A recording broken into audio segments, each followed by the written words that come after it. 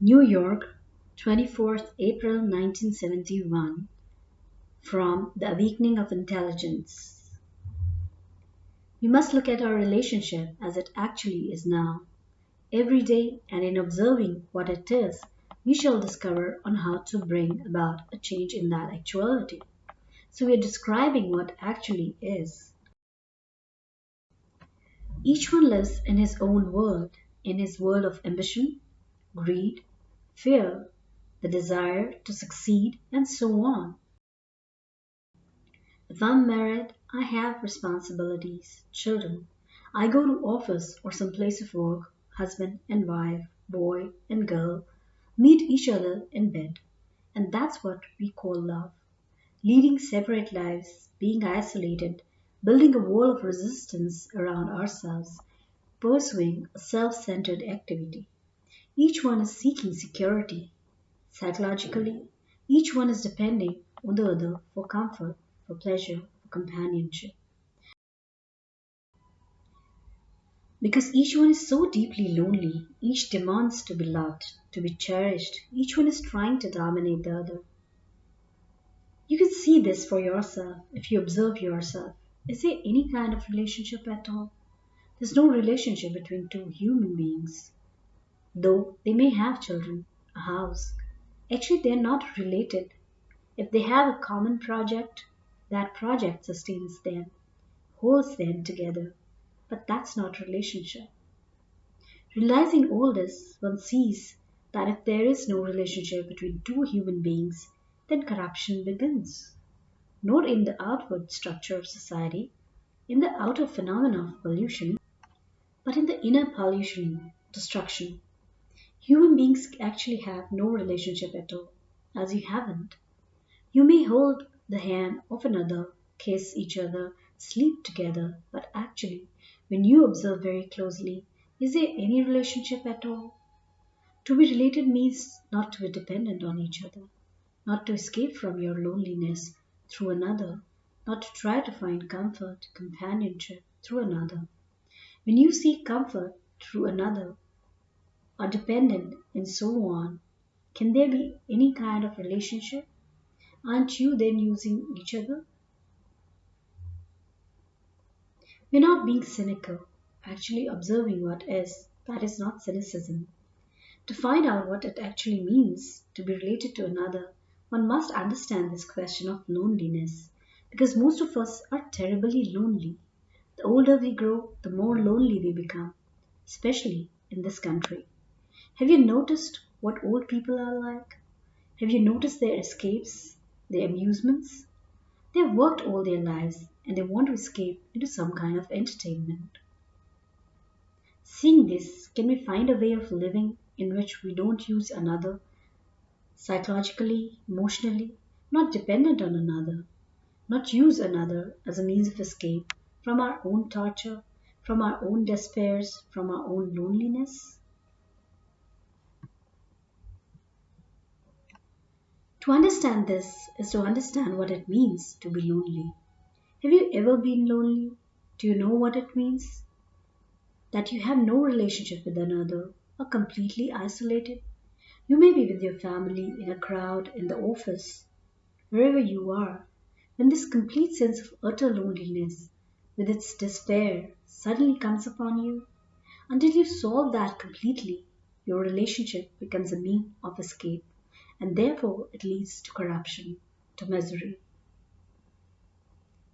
How is one to understand this loneliness, the sense of complete isolation? To understand it, one has to look at one's own life. Is not your every action a self centered activity? You may occasionally be charitable, generous, do something without any motive. Those are rare occasions. This despair can never be dissolved through escape, but only by observing it. So we have come back to this question of how to observe ourselves so that in that observation there's no conflict at all. Because conflict is corruption, is waste of energy. It is the battle of our life, from the moment we are born till we die. Is it possible to live without a single moment of conflict? To do that, to find that out for ourselves, we have to learn how to observe our whole movement. There's observation that is true when the observer is not, and there is only observation. When there's no relationship, can there be love? We talk about it, and love, as we know, it is related to sex and pleasure, isn't it?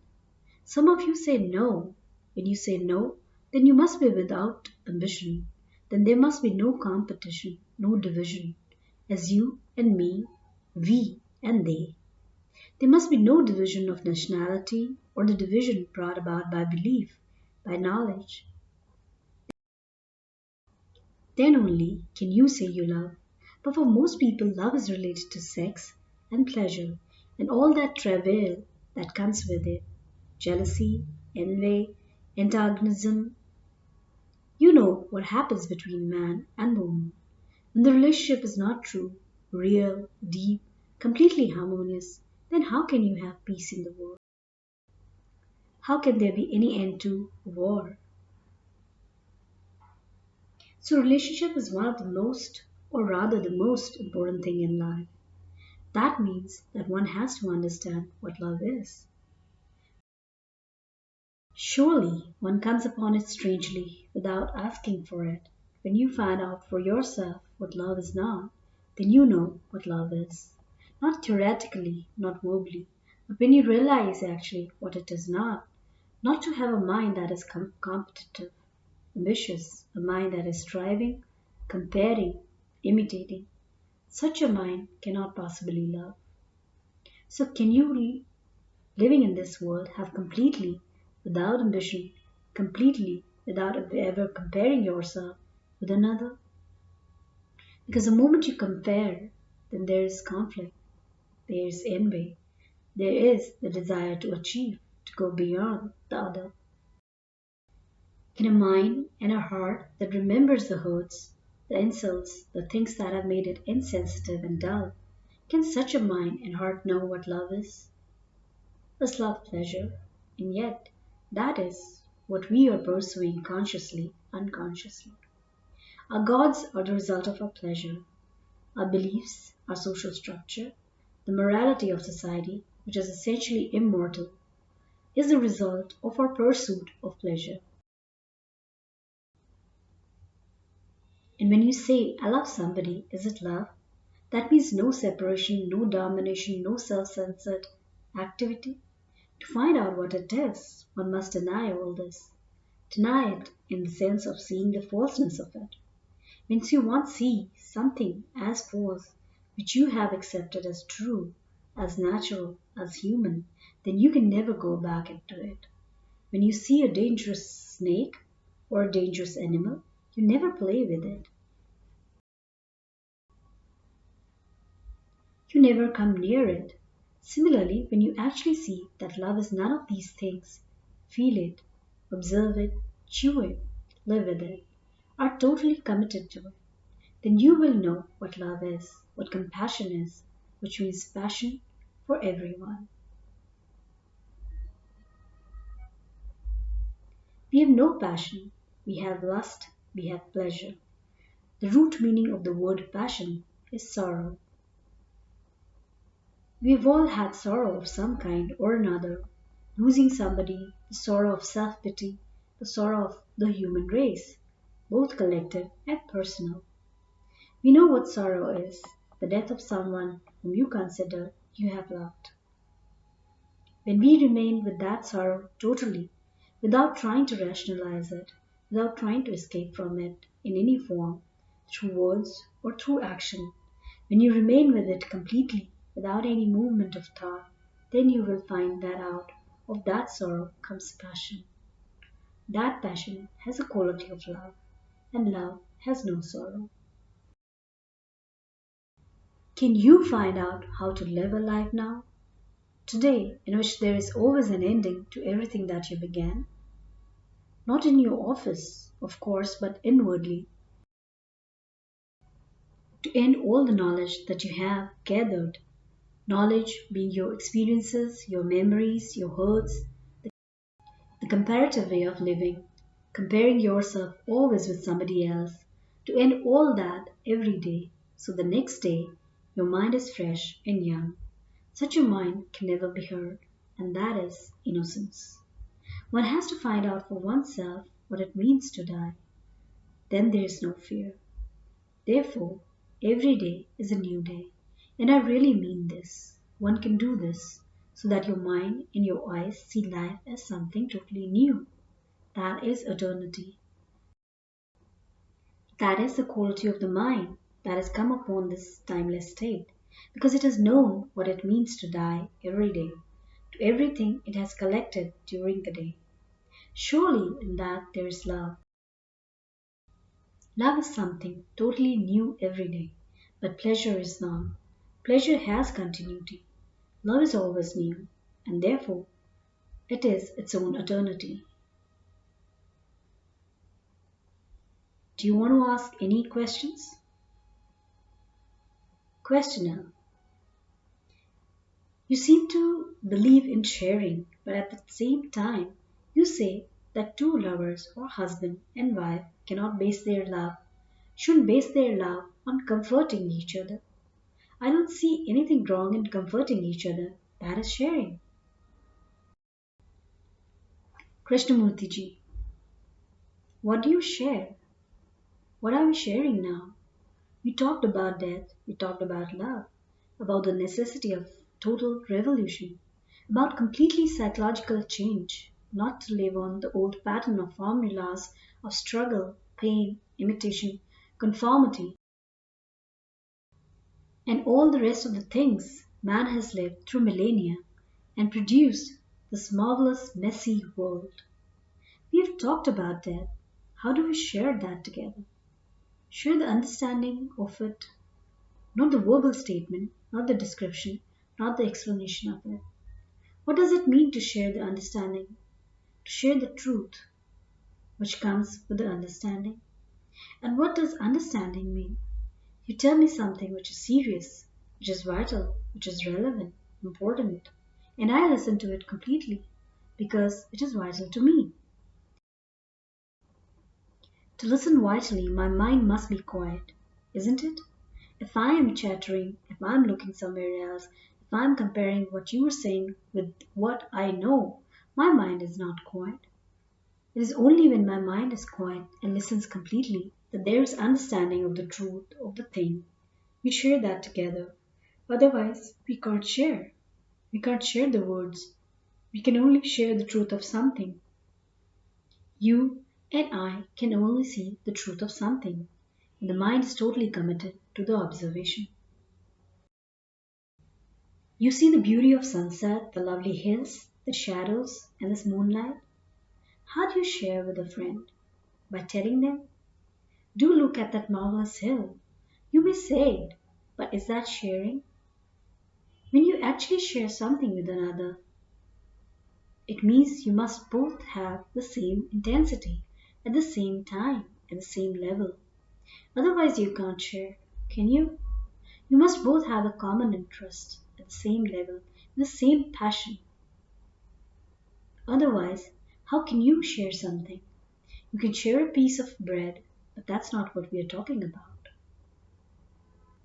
To see together, which is sharing together, both of us must see, not agree or disagree, but see together what actually is, not interpret it according to my conditioning or your conditioning, but see together with it what it is.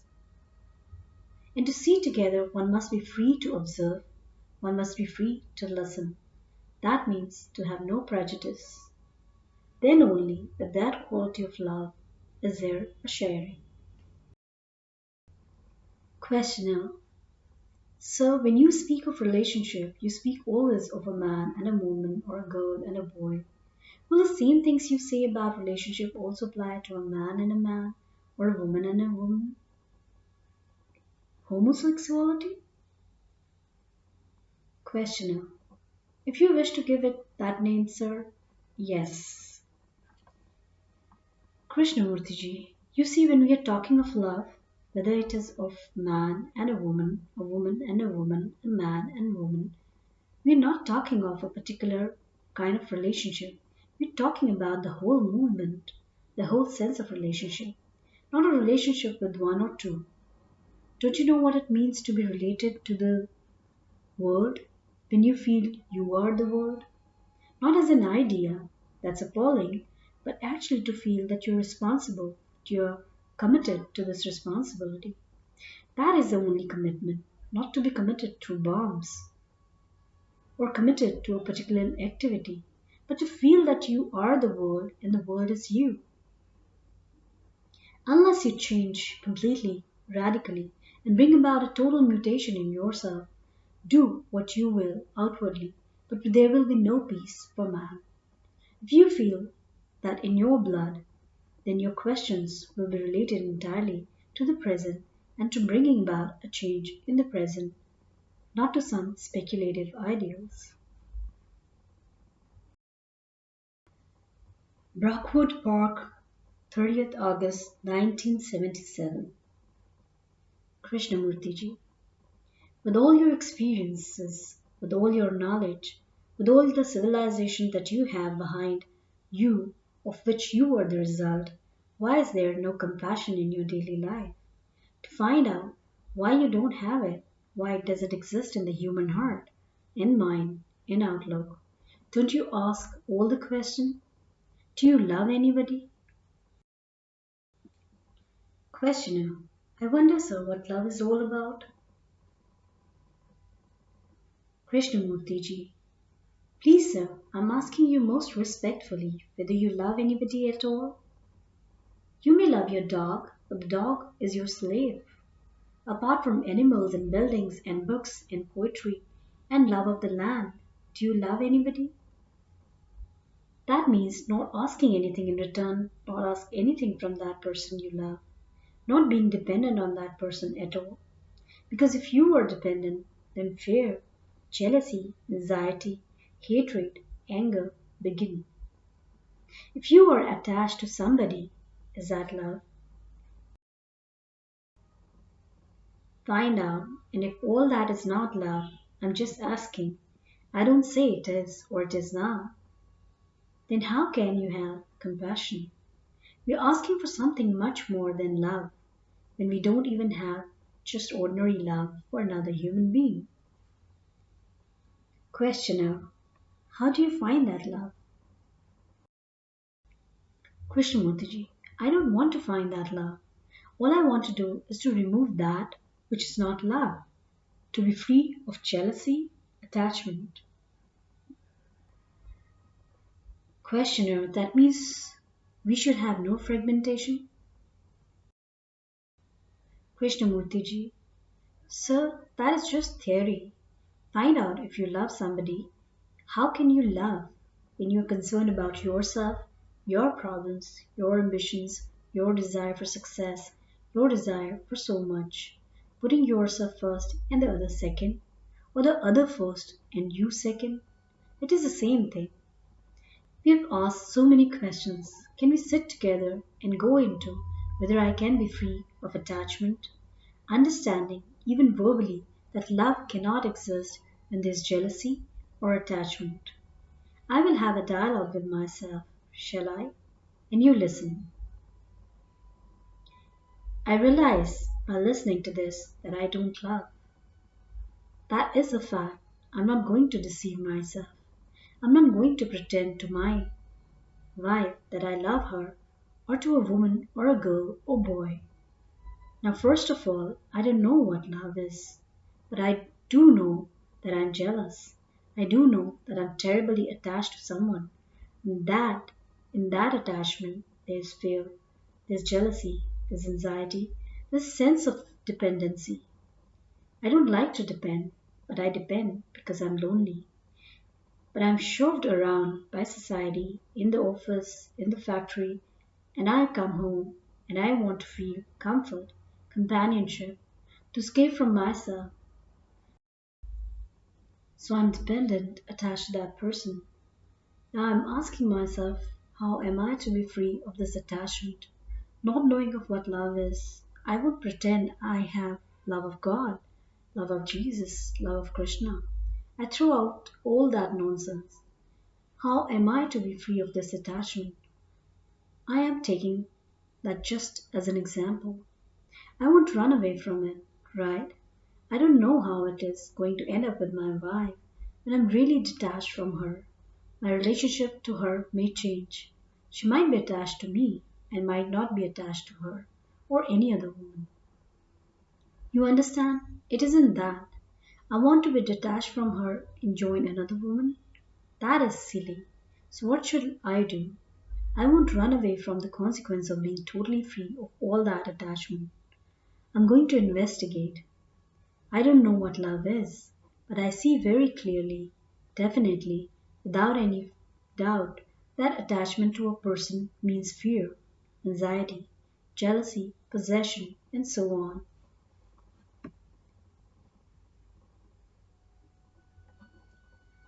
So I ask myself, how am I to be free of attachment? Not a method. I want freedom from it, but I really don't know how. I'm having a dialogue with myself.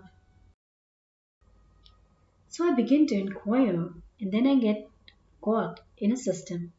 I get caught up with some guru who says, I will help you to be detached. Do this, practice this and this.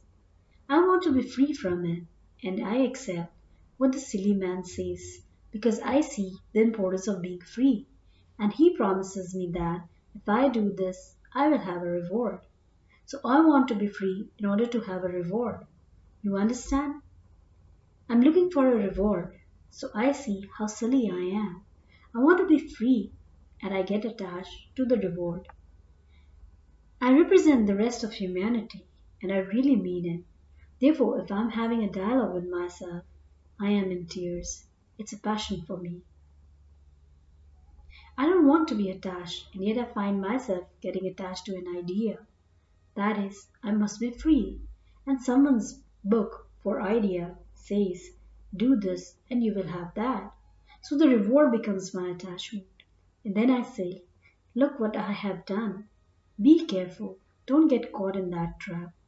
Whether it's a woman or an idea, it's still attachment.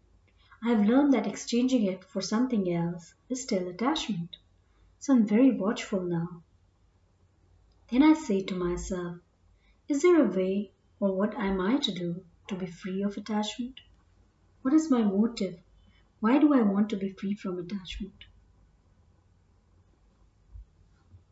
Because it is painful, because I want to achieve a state where there is no attachment, no fear, and so on.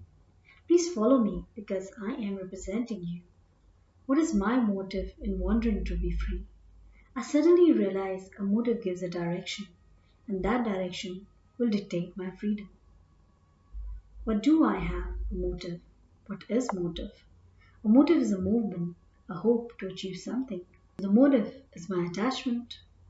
The motive has become my attachment. Not only the woman, the idea of a goal, but my motive. I must have that. So I am always functioning with the field of attachment. I am attached to the woman, the future, and the motive. So I say, oh my God, it is a tremendously complex thing. I didn't realize that to be free of attachment implies all this. Now I see this as clearly as I see a map, the villages, the side roads, the main roads. Then I see myself. Is it possible for me to be free of my motive, to which I am attached, to be free of the woman for whom I have a great attachment, also be free of the reward that I think I'm going to get when I'm free? Why am I attached to all this? Is that I am insufficient in myself? Is that I'm very, very lonely and I want to escape from that extraordinary sense of isolation and therefore cling to something? A man, a woman, an idea, a motive? Is that what I am lonely and that I'm escaping from that feeling of extraordinary isolation through attachment to another? So I'm not interested in attachment at all. I'm interested in understanding why I'm lonely, which makes me attached. I'm lonely, and that loneliness has forced me to escape through attachment to something or someone. As long as I'm lonely, the whole sequence is this. So I must investigate why am I lonely. What does it mean to be lonely? How does it come about? Is loneliness instinctual, inbred, hereditary, or is it my daily activity that is bringing this about? I question because I accept nothing. I don't accept that is instinct and say that I can't help it. I don't accept that it is the hereditary and that, therefore, I'm not to be blamed. As I don't accept any of these things, I ask, why is there this loneliness? I question it and remain with the question, not try to find an answer. I've asked myself, what is the root of this loneliness? And I'm watching. I'm not trying to find an intellectual answer. I'm not trying to tell the loneliness what it should do or what it is. I'm watching it for it to tell me. There's watchfulness for the loneliness to reveal itself. It won't reveal itself if I run away, if I'm frightened, if I resist it. So I watch it. I watch it so that no thought interferes, because this is much more important than thought coming in. My whole energy is concerned with the observation of that loneliness. Thought doesn't come in at all. The mind is being challenged and it must answer. When you are challenged, it's a crisis. In a crisis, you have all the energy, and that energy remains if it is not interfered with. That is a challenge which must be answered. Questioner: how can we hang on to that energy? How can we do something about this energy? Krishnamurti: it has come. You've lost the whole thing. Look, I started out having a dialogue with myself. I asked, what is this strange thing called love? Everybody talks about it, writes about it. There are romantic poems, pictures, and all the rest of it, sex, and the whole mess of it. And if I ask if I have this thing called love, if there is such a thing as love, I see that love doesn't exist when there is jealousy, hatred, fear. So I am not concerned with love anymore. I am concerned with what it is. That is my fear, attachment, and why I am attached. I say maybe one of the reasons, not the whole reason, is that I'm lonely, desperately isolated. The older I grow, the more I am in isolation, so I watch it. It is a challenge to find out, and because it's a challenge, all energy there is to respond. That is simple, isn't it? When there's death in the family, it's a challenge. If there's some catastrophe, an accident, it is a challenge, and you have the energy to meet it. You don't say, where do you get this energy? When your house is on fire, you have the energy to move. You have extraordinary energy. You don't sit back and say, well, I must get this energy, and then wait. Then the whole house would be burned.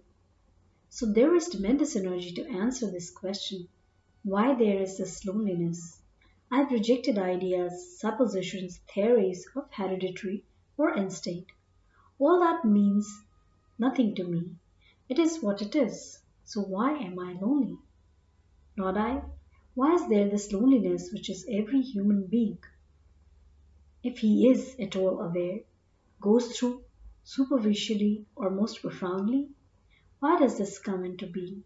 Does the mind do something that brings? You understand.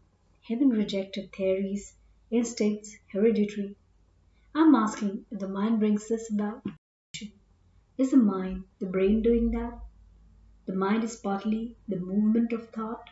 Is thought doing this? Is thought in daily life creating, bringing about the sense of isolation? Am I isolating myself because I want to become bigger in the office, become the executive or the bishop or the pope? It is working all the time, isolating your itself. Are you watching this?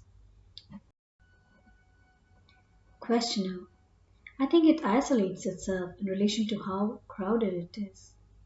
Krishnamurti: yes. Yes, that is right, sir. That is right. I want to go into this. I see that thought, the mind, is all the time operating to make itself superior, greater, working itself towards this isolation. The problem then is, why does thought do this? Is it the nature of thought to work for itself? Is it the nature of thought to create this isolation? Does society create this isolation? Does education create this isolation? Education does bring about this isolation. It prepares us for a certain specialized career. I have found that thought is a response of the past as knowledge, experience, and memory. So I know that thought is limited, that thought is time binding. So thought is doing this. So my concern then is, why thought does it? Is it in its very nature to do this? Question.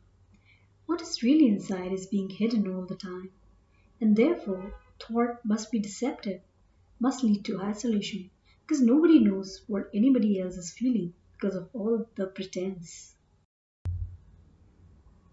Krishnamurti ji, we have been through that, sir. We are coming to the point when we are not pretending. We said in the dialogue that we don't know what love is. I know when we use that word love, there's a certain pretense, a certain hypocrisy, putting on a certain type of mask. We have been through all that. We have come to the point now of asking why thought, being a fragment, brings about this isolation.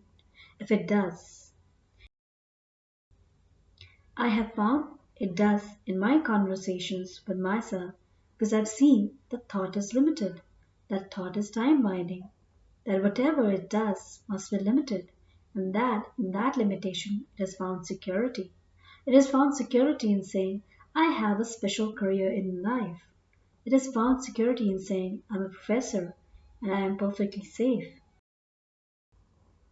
And you're stuck there for the rest of your life. In that, there's great psychological security as well as factual security. So, thought is doing this. The problem then is, can thought realize that it is limited and that, therefore, whatever is limited and therefore fragmentary and therefore isolating?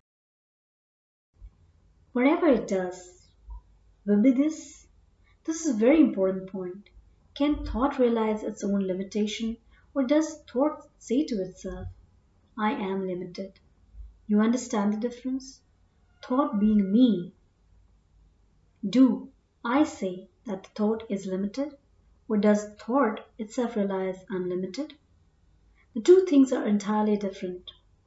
One is an imposition and therefore conflict, whereas when thought itself says, I'm limited, it won't move away from that limitation.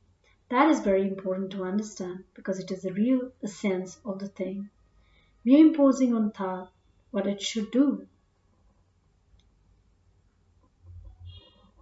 Thought has created the me, and the me has separated itself from thought. And say it will tell thought what it should do. But if thought realizes itself that it is limited, then there is no resistance, no conflict. It says, I am that I am true.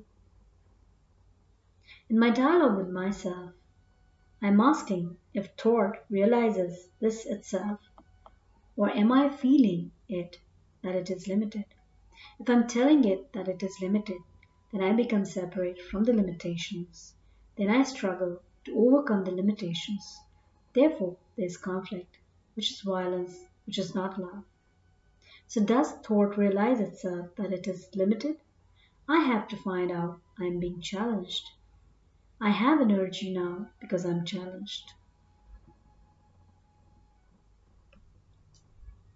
Put it differently, does consciousness realize its content? Does consciousness realize its content is itself? Have I heard another say, consciousness is its content makes up consciousness. And therefore I say, yes, it is so. Or does consciousness, my consciousness, this consciousness realize its content? And therefore that its very content is the totality of my consciousness? Do you see the difference of the two? One is imposed by me, the me created by thought. If I impose something on thought, then there is conflict. It is like a tyrannical government imposing itself, but I have created this government. We are asking if thought has realized its own littleness, its own pettiness, its own limitations, or is it pretending to be something extraordinary, noble, divine? That is nonsense because that thought is memory, experience. In my dialogue, there must be a clarity about this point. There's no outside influence imposing on thought, that it is limited. Because there's no imposition, there is no conflict. Therefore, it realizes it is limited. It sees that whatever it does, even its worship of God, is limited, shoddy, petty, though it has created marvelous cathedrals throughout Europe. In my conversation with myself, there has been a discovery that loneliness is created by thought, and thought has now realized itself that it is limited, and that it cannot solve the problem of loneliness. As it cannot solve the problem of loneliness, does loneliness exist? Thought has made this sense of loneliness. Thought realizes it is limited, and therefore, because it is limited, fragmentary, divided, it has created this emptiness, loneliness. Therefore, when it realizes this, loneliness is not. Then there is freedom from attachment. I have done nothing but with attachment, and what is implied in attachment? Greed, fear, loneliness. And by tracing it, looking at it, observing it, not analyzing it, examining it, but just looking, looking, there's discovery that thought has done all this. Thought, because it is fragmentary, has created this attachment. When it realizes this, attachment ceases. There's no effort made at all, because the moment there's effort, it is back again.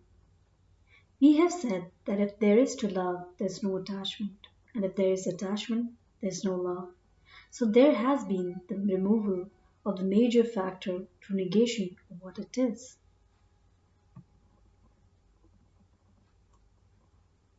Do you know what it means in your daily life? No remembrance of anything.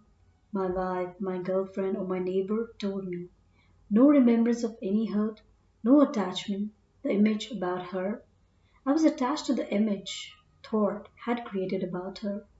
That she has hurt me, she has bullied me, she has given me comfort sexually. 10 different things. All are the movement of thought which has created the image, and it is the image I was attached to. So the attachments has gone.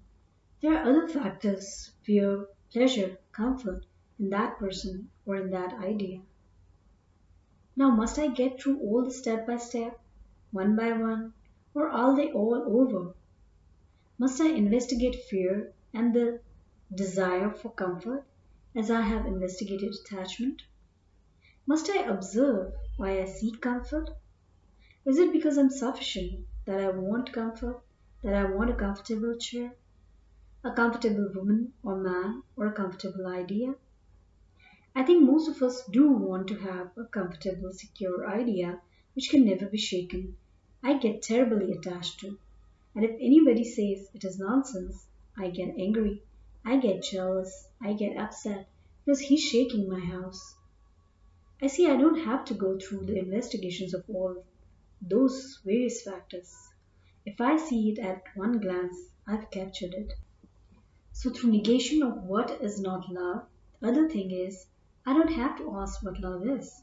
I don't have to run after it. If I run after it, it is not love, it is a reward. In my inquiry, slowly, carefully, without distortion, without illusion, I have negated everything that it's not and the other is.